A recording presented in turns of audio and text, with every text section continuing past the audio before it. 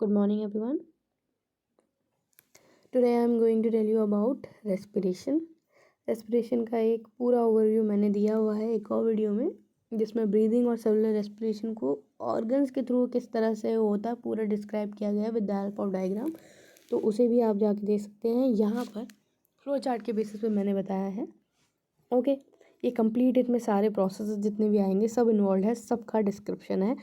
और on the basis of this flow chart, if you keep that in mind, then you will be able to solve the MCQ questions, okay, which frequently come in exams from this topic, which is respiration. Okay, so let's start. Respiration में क्या होता है? Respiration, first of all, I have already told you, respiration means breakdown of digested food to derive energy, and energy is needed for various body functions. So respiration means combustion, or you can say breakdown of food, or you can say burning of digested food to derive energy for various body functions. This process is called respiration, right? Now respiration includes two processes. respiration में दो process आते हैं, breathing and cellular respiration. breathing and cellular respiration. further आप breathing का मतलब breathing में दो step further आ जाते हैं, inhalation and exhalation. Inhalation means intake of oxygen and exhalation means release of CO2. Inhalation means सांस खींचना और इनहेलेशन सांस छोड़ना. तो उसके थ्रू हम ऑक्सीजन और CO2 गैसेस का जो है इन आउट मूवमेंट करते हैं हमारी बॉडी में, इन आउट मूवमेंट होता है. Now the question is asked in NCERT, do plants breathe? क्या प्लांट्स भी ब्रीदिंग करते हैं? So yes, answer is yes, they do, but literally we will not use the word breathing for them because they don't have specialized organs like us. Like we are having in lungs and associated accessory organs, we are having nose and all. तो उनके पास नहीं है, लेकिन फिर भी जो है उनमें कार्बन डाइऑक्साइड और oxygen move in move out होता है. तो जो उसका मूवमेंट है, मूवमेंट ऑफ ऑक्सीजन और कार्बन डाइऑक्साइड है, उसको बोलते हैं gaseous exchange, means exchange of gases. तो बेसिकली ये काम होता है प्लांट्स में. So we will not literally use the word breathing, we can use the word gases exchange in case of plants. Okay, और in the lame language if you want to से breathing, that is fine.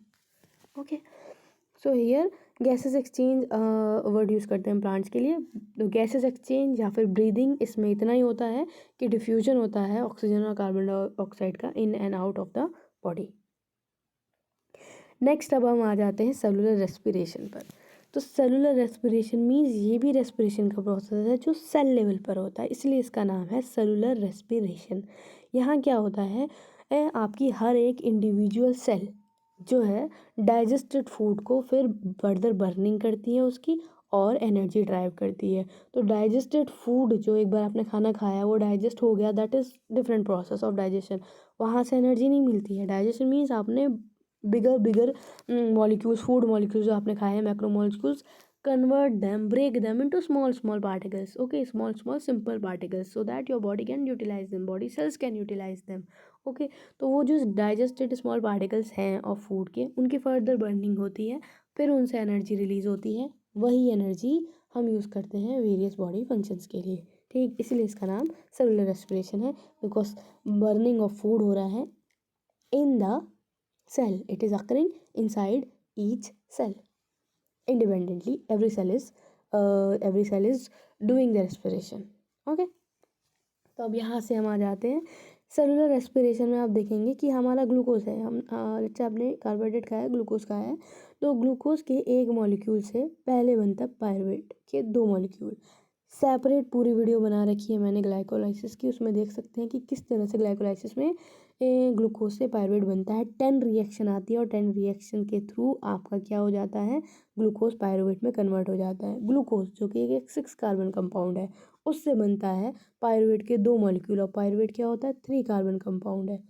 ये 3 carbon के pyruvate के दो molecule बनते हैं, तो हो गए ना 6 कार्बन. तो बेसिकली एक ग्लूकोज जो कि 6 कार्बन का है, उससे 3 कार्बन के दो पायरुवेट बनते हैं. ठीक है, इसलिए लिखा है यहाँ पे 2 मॉलिक्यूल्स ऑफ पायरुवेट. अब यहाँ पर इतना जो प्रोसेस है कि ग्लूकोज से जो पायरुवेट बन रहा है, ग्लूकोज से जो पायरुवेट बन रहा है, ये इन द एब्सेंस ऑफ ऑक्सीजन हो रहा है. ठीक, इस प्रोसेस को बोलते हैं ग्लाइकोलाइसिस. इसके लिए ग्लाइकोलाइसिस के लिए किसी भी सेल को ऑक्सीजन की ज़रूरत नहीं होती है. वो ग्लूकोज से पायरुवेट का conversion in the absence of oxygen ही कर लेते हैं. Okay, so glycolysis occurs in all the organisms including plants, animals, and microorganisms, and they all do not need oxygen for glycolysis. Okay, even we are human, we don't need oxygen for glycolysis. अब glycolysis के बाद further जो है pyruvate का further degradation होता है. इसके further degradation के बेसिस पर ही रेस्पिरेशन के 3 टाइप हो जाते हैं, aerobic, anaerobic and fermentation. Okay, तो अब हमें पायरुवेट का फर्दर फेट पढ़ना है कि अगर पायरुवेट का फर्दर कंबशन होता है, फर्दर बर्निंग होती है इन द प्रेजेंस ऑफ ऑक्सीजन, तब हम उसे बोलेंगे एरोबिक रेस्पिरेशन. जैसे कि नाम से पता चल रहा है, as the name implies, aerobic respiration means the respiration in the presence of oxygen. तो एरोबिक रेस्पिरेशन मीन्स ऑक्सीजन की प्रेजेंस में जब रेस्पिरेशन का प्रोसेस होता है तो उसे बोलते हैं एरोबिक रेस्पिरेशन. ऑक्सीजन की प्रेजेंस में रेस्पिरेशन हुआ एरोबिक रेस्पिरेशन. ओके, और ये जो फर्दर कंबशन हो रहा है एरोबिक रेस्पिरेशन में, ये होता है एक साइकिल जिसका नाम है क्रेब्स साइकिल के थ्रू. ओके, इसका दूसरा नाम भी है TCA साइकिल या सिट्रिक एसिड साइकिल. 3 नाम होते हैं. TCA साइकिल जिसे बोलते हैं ट्राई कार्बोक्सिलिक एसिड साइकिल या फिर सिट्रिक एसिड साइकिल. 3 नाम है, कोई सा भी यूज़ हो सकता है, but generally Krebs cycle is more famous. तो यहाँ पे एक क्रेब्स साइकिल होती है और एरोबिक रेस्पिरेशन के थ्रू पायरुवेट से बन जाते हैं आपके कार्बोहाइड्रेट, वाटर एंड एनर्जी. और एरोबिक रेस्पिरेशन से ह्यूज अमाउंट में एनर्जी प्रोड्यूस होती है. कितनी? 32 और 38 ATP. तो यहाँ पर जब पायरुवेट का एरोबिक रेस्पिरेशन होता है तो इसे हम बोलते हैं कंप्लीट ऑक्सीडेशन ऑफ ग्लूकोज. और इससे बनते कितने ATP हैं? 32 या 38. ये मैंने इसलिए लिखा है क्योंकि as per the old studies it was 32 ATP. Now according to the revised studies it is 32 ATP. ठीक है, तो अगर न्यू के अकॉर्डिंग पूछेंगे तो 32 और अगर ओल्ड के अकॉर्डिंग है तो 38 है. They will give you in the option either 38 और 32, दोनों साथ वो नहीं देंगे. ठीक है, और अगर वो दोनों साथ देते हैं तो आप 32 पर जाइएगा.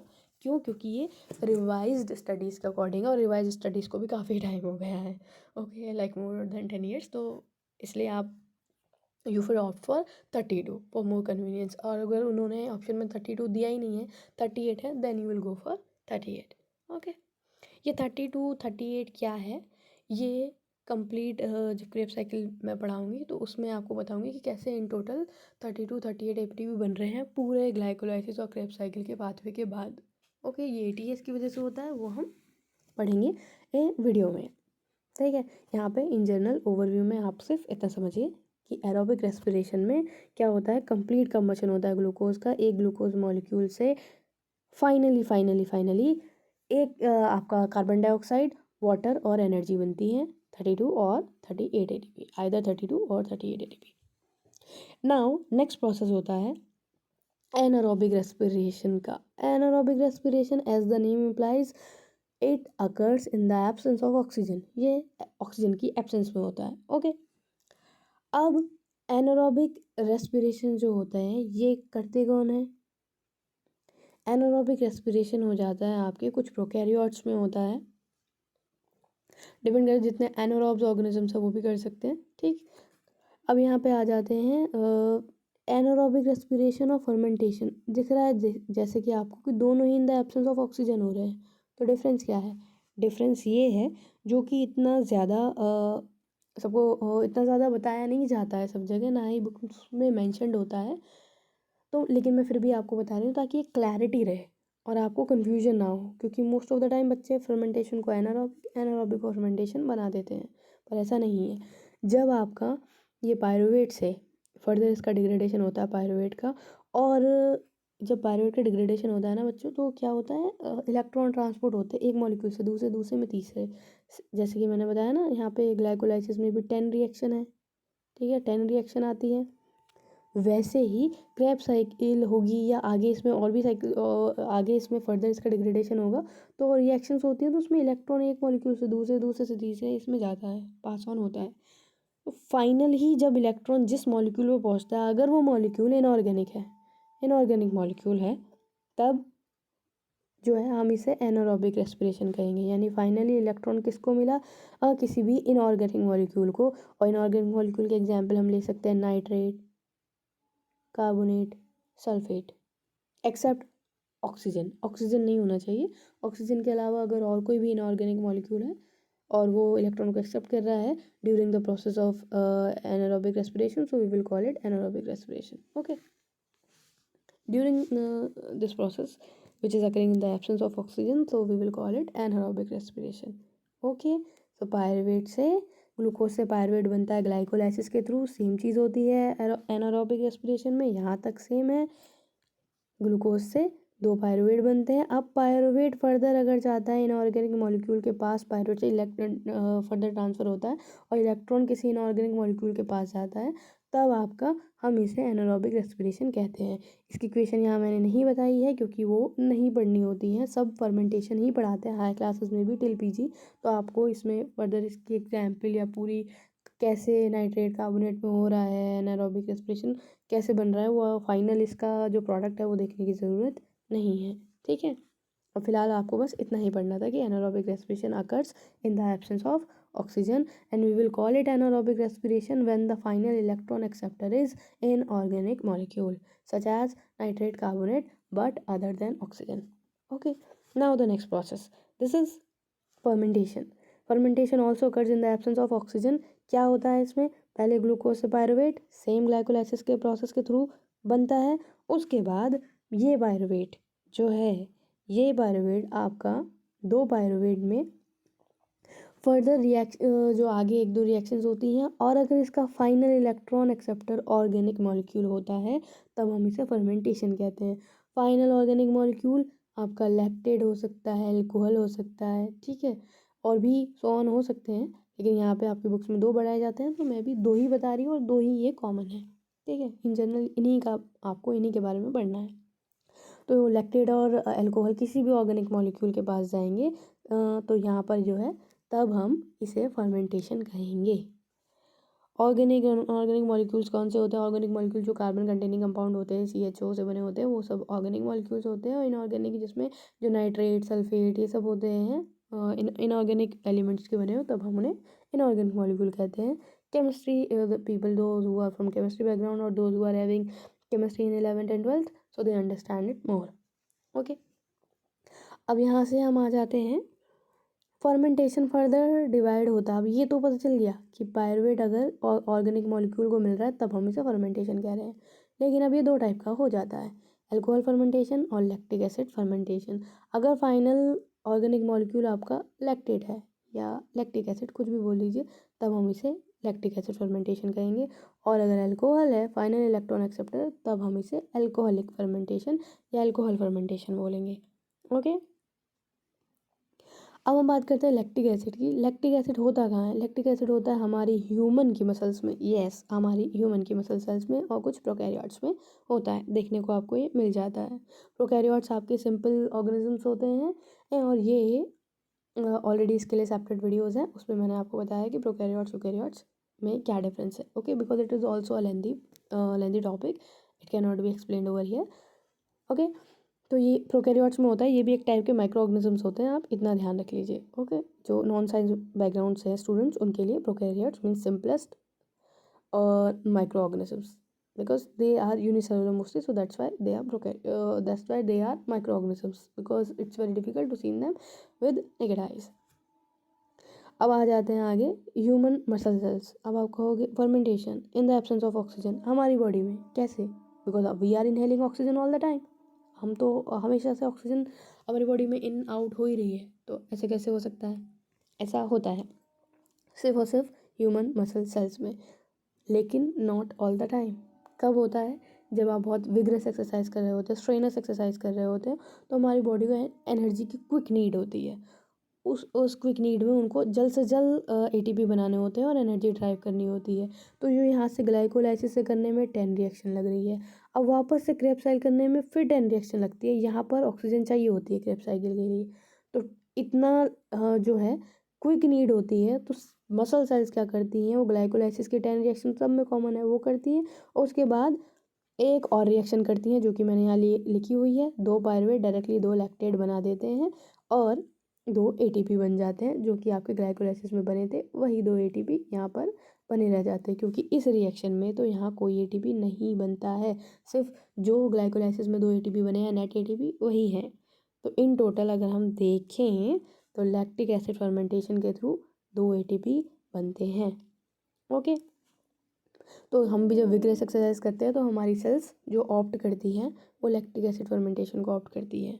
ठीक है, इन द एब्सेंस ऑफ ऑक्सीजन वो ग्लूकोज का कंबशन करती है टू डिराइव द एनर्जी, और हमें एनर्जी मिलती है तो हम अपने मसल्स यूज़ करके जो भी एक्सरसाइज कर रहे हैं वो कर रहे होते हैं, तो मसल सेल्स को यूज़ करते हैं। ठीक है, मसल्स यूज़ करते हैं।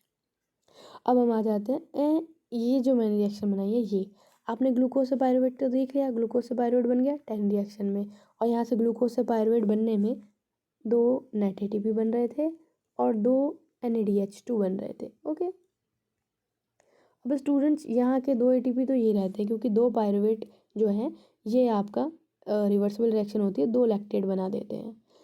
अब यहाँ से यहाँ तक एक रिएक्शन होती है, ये इसमें कोई एटीपी नहीं बनता है। ठीक है, और ये जो 2 NADH बने हैं ये भी यूज़ हो जाते हैं NAD आयन बनाने में। तो आपके जो ग्लाइकोलाइसिस के 2 NADH है वो यहाँ पर ग्लाइकोलाइसिस से आते हैं और ये यूटिलाइज होते हैं, NAD बनता है, तब पायरुवेट लैक्टेट में कन्वर्ट होता है। ओके, तो अब हम देखेंगे अगर, तो लैक्टिक एसिड फर्मेंटेशन में क्या हो रहा है, एक ग्लूकोज मॉलिक्यूल से इन फाइनली 2 लैक्टेट बन रहे हैं रिजल्टेंट रिएक्शन में और 2 एटीपी बनते हैं, और ये 2 एटीपी भी ग्लाइकोलाइसिस की मेहरबानी है, वहाँ से आए हुए हैं, उसके आगे फर्दर कोई एटीपी नहीं बनता है। तो अगर आपको देखा जाए, पूछा जाए कि लैक्टिक एसिड फर्मेंटेशन में इन ऑल कितने नेट एटीपी बनते हैं, तो you will say 2 ATP. Okay, अब दूसरा प्रोसेस है एल्कोहल फर्मेंटेशन का, ये होता है आपका ईस्ट में। ठीक है, कुछ सिंगल सेल यूकैरियोट्स होते हैं उसमें ईस्ट भी आ जाते हैं, उनमें होता है ये ईस्ट में। और आपने सुना होगा जो भी अल्कोहलिक बेवरेजेस बनते हैं, अल्कोहल बनता है, वो आपका अल्कोहलिक फर्मेंटेशन के थ्रू ही बनता है, वाइन्स बनाने में ये प्रोसेस जो है वो यूज़ होता है। इसमें क्या होता है, वही सेम प्रोसेस, सबसे पहले तो ग्लूकोज से पायरुवेट बन गया ग्लाइकोलाइसिस के थ्रू, अब ये 2 पायरुवेट जो ग्लाइकोलाइसिस से आए हैं ये आपके क्या हो जाते हैं, ये कन्वर्ट हो जाते हैं अल्कोहल में और CO2 में। ठीक है, ये हमारा इथाइल अल्कोहल यहाँ पे बना हुआ है, डिपेंड करता है, अगर ब्यूटारिक एसिड आपका दूसरे अल्कोहल भी बन सकते हैं। ठीक है, और यहाँ पे ब्यूटारिक एसिड और प्रोपियोनिक एसिड भी बन सकते हैं, तो वो अलग अलग अल्कोहल बनने के नाम पे अलग अलग अल्कोहल फर्मेंटेशन नाम दे दिया जाता है। ठीक है, उसमें आपको नहीं जाना है, इन जनरल हमें पढ़ना है कि अल्कोहल फर्मेंटेशन में अल्कोहल बनते हैं, तो यहाँ पे हम आपको इथाइल अल्कोहल का फॉर्मेशन दिखा रहे हैं। यही जनरल रिएक्शन है जो सब जगह पूछी जाती है, जो पढ़ाई जाती है आपको क्लास 10th 11th 12th से। ठीक है, टिल UG PG। तो यहाँ पायरुवेट 2 पायरुवेट बना देते हैं, 2 इथाइल अल्कोहल और 2 CO2। अब आपको मैंने बताया था कि पायरुवेट क्या है, 3 कार्बन कंपाउंड है जिसके 2 मॉलिक्यूल है, तो इन टोटल कितने हुए 6 कार्बन। और यहाँ पर आप देखेंगे 2C2 दिखाई दे रहा है, ये 2C2 मीन्स 2 × 2, 4 कार्बन तो ये हो गए अल्कोहल के और 2 कार्बन CO2 के, इन टोटल कितने कार्बन हो गए 6 कार्बन। ओके, तो 6 कार्बन पायरुवेट से यहाँ पे इन टोटल 6 कार्बन इधर भी है, तो बैलेंस हो गई रिएक्शन। अब यहाँ से यहाँ आने में पायरुवेट से अल्कोहल बनने में कोई एटीपी नहीं बनता है, लेकिन पायरुवेट से पहले एसिटाल्डिहाइड बनता है और तब अल्कोहल बनता है ये वाला। तो यहाँ 2 रिएक्शन होती है एक्चुअल में, लेकिन वो आपको नहीं पढ़ाई जाती। और जब ये रिएक्शन यहाँ पायरुवेट से अल्कोहल आने में अगेन इनको NADH यूज़ करना पड़ता है, तो वो NADH भी आ जाता है ग्लाइकोलाइसिस से, जैसे यहाँ हुआ था सेम वही NADH यहाँ पे यूज़ हो जाता है और NAD बन जाता है, और जो 2 एटीपी बने हुए थे ग्लाइकोलाइसिस में वो रिटेन रहते हैं। तो इन जनरल अगर आपको देखा जाए तो एक ग्लूकोज मॉलिक्यूल से 2 अल्कोहल के मॉलिक्यूल बन रहे हैं, 2 CO2 बन रहे हैं और 2 एटीपी बन रहे हैं, और ये वही 2 एटीपी हैं जो ग्लाइकोलाइसिस से हमें नेट एटीपी मिले हैं, क्योंकि यहाँ की रिएक्शन में तो कोई एटीपी नहीं बन रहा है। तो अगर आप देखें तो सारी रिएक्शंस में ग्लाइकोलाइसिस कॉमन है। तो कोई अगर आपका एनारोबिक ऑर्गेनिज्म होगा, जो एनारोब होगा, जो ऑक्सीजन की एब्सेंस में रेस्पिरेशन करता है, या कोई एरोब ऑर्गेनिज्म होगा जो मीन्स ऑक्सीजन की प्रेजेंस में रेस्पिरेशन करते हैं, या जो फर्मेंटेशन कर रहे हैं, या हमारी बॉडी के मसल सेल्स या फिर ईस्ट। ठीक, तो वो भी क्या कर रहे हैं, आपका सब के सब इन जनरल पहले ग्लाइकोलाइसिस का प्रोसेस तो कर रहे हैं। तो ग्लाइकोलाइसिस का प्रोसेस सारे ऑर्गेनिजम्स में होता है। इट इज़ यूनिवर्सल, चाहे वो एरोब हो, एनारोब ऑर्गेनिज्म हो, प्लांट्स हो, सब में पहले ग्लूकोज से पायरुवेट बनेगा। फिर पायरुवेट का फर्दर जो भी फेट होता है, अगर वो ऑक्सीजन की प्रेजेंस में फर्दर डिग्रेड हो रही है तब हम एरोबिक रेस्पिरेशन कहेंगे। अगर वो इनऑर्गेनिक मॉलिक्यूल के पास जाके फिर उसका फर्दर डिग्रेडेशन हो रहा है इन द एब्सेंस ऑफ ऑक्सीजन, तब हम बोलेंगे एनारोबिक रेस्पिरेशन। और अगर ऑक्सीजन की एब्सेंस में ही फाइनल इलेक्ट्रॉन एक्सेप्टर अगर ऑर्गेनिक मॉलिक्यूल है लाइक पायरुवेट और अल्कोहल, तब हम उसे बोलेंगे लैक्टिक एसिड फर्मेंटेशन या फिर alcohol fermentation. Okay, on the basis of their final product. Okay, so this is the summary of respiration. अब इसमें कोई अगर प्रॉब्लम है या कुछ आपको नहीं समझ में आया है, put your query in the comment section. I will try. I just try to make it more clear for you in my next videos. And if you want to give any suggestions, then suggestions are also always welcomed. And just please like my video and please kindly share it. If you like it, then please share it. Thank you. Have a nice day ahead.